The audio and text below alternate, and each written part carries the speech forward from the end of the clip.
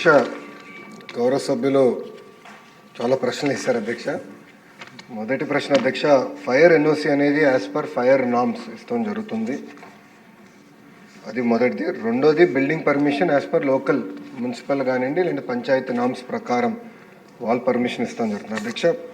Play గ్రౌండ్కి వచ్చే గల మనం జియో నంబర్ 88 7/7/2008లో జియో ఉంది అధ్యక్ష. జియో ప్రకారం మనం గవర్న్ అవుతున్నాం. దాంట్లో మొదటి చూస్తే అడ్మిషన్స్ బట్టి ఎంత స్థలం ఉండాలి అట ప్లే గ్రౌండ్ అనేది ఉంది.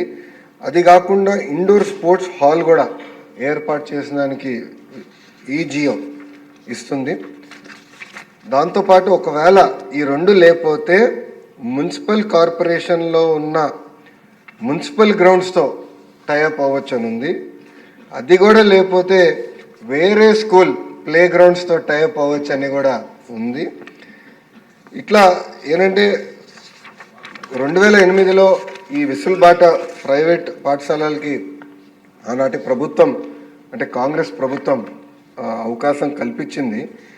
ఇప్పుడు మన ప్రభుత్వం వచ్చిన తర్వాత ఈ ఏదైతే పర్మిషన్స్ వ్యవహారం ఉందో మీరు అన్నట్టు దాంట్లో కొన్ని లోటుపాట్లు ఉన్నాయని నా దృష్టికి తీసుకొస్తాం జరిగింది.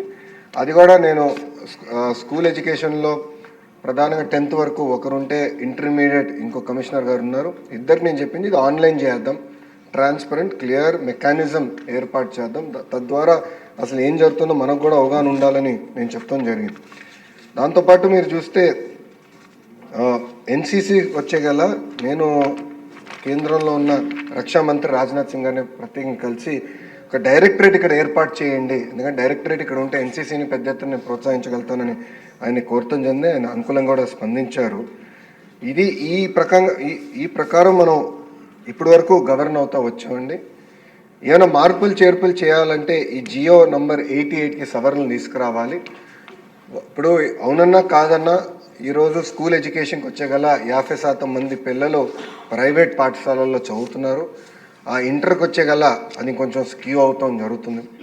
దానికి ముందర నా ఆలోచన ఏంటంటే ముందర ప్రభుత్వ పాఠశాలను బలోపేతం చేయాలి, ప్రభుత్వంలో జూనియర్ కళాశాలని బలోపేతం చేసి వాళ్ళకి పోటీ పడాలని లక్ష్యంతో మనం కొన్ని అనేక సంస్కరణలు తీసుకొచ్చాం. దాంట్లో భాగంగా కొన్ని చట్టాలు కూడా చేస్తాం జరుగుతుంది.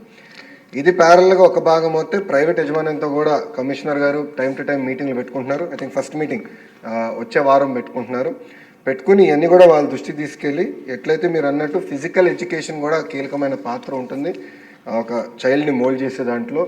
సో కంపల్సరీగా ఏదైతే నిబంధనలు ఉన్నాయో అవి పాటించాలి, అప్రోప్రియేట్ స్టాఫింగ్ ఏర్పాటు చేయాలని చాలా స్పష్టంగా చెప్తాం జరుగుతుంది. ఇంతేకాకుండా లాస్ట్ పాయింట్ మీరు చెప్పింది ఇప్పుడు జీతాలు సకాలంగా చెల్లిస్తున్నారా, ఎంతమంది ప్రైవేట్ పాఠశాలల్లో ఉపాధ్యాయులు ఉన్నారు, దానిపైన మొన్న ఒక ఇష్యూలో జరిగితే దానిపైన మేము డీటెయిల్స్ సేకరిస్తున్నాం.